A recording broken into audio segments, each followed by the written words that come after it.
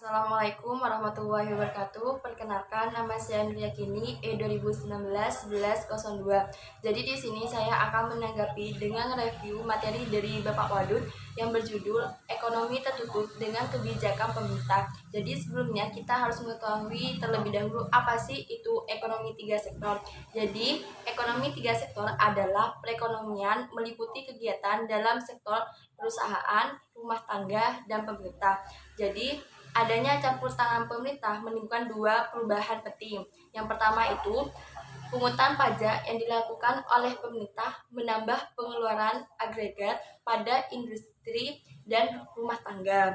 Yang kedua, pajak memungkinkan pemerintah melakukan pembelanjaan dan ini akan menaikkan pembelanjaan agregat. Karena belum ada perdagangan dengan luar negeri, maka perekonomian tiga sektor dinamakan perekonomian tertutup.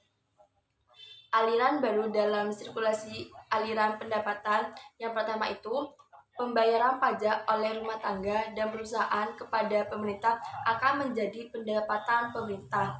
Pengeluaran pemerintah ke sektor perusahaan akan menjadi pembelian barang dan jasa yang diproduksi perusahaan. Aliran pendapatan dari sektor pemerintah ke rumah tangga dan industri akan menjadi pembayaran atas penggunaan faktor-faktor produksi rumah tangga dan industri oleh pemerintah. Pendapatan yang diterima oleh rumah tangga akan digunakan untuk tiga tujuan. Yang pertama yaitu ditabung, yang kedua membayar pajak, yang ketiga membiayai konsumsi. Dalam keseimbangan berlaku persamaan Y sama dengan C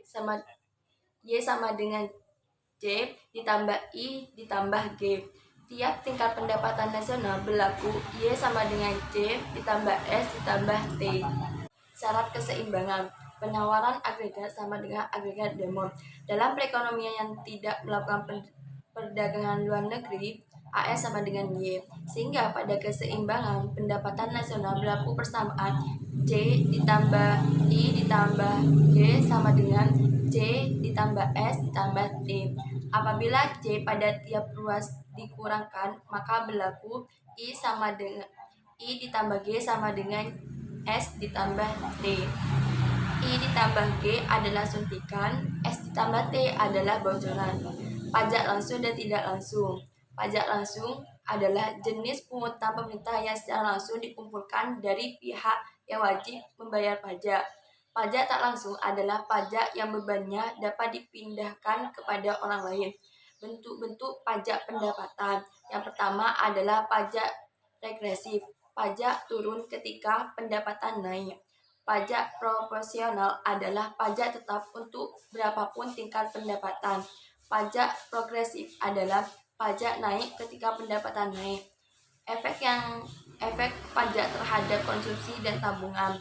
Pajak akan menurun YD pendapatan disposable sejumlah T, sehingga YD sama dengan Y dikurangi T.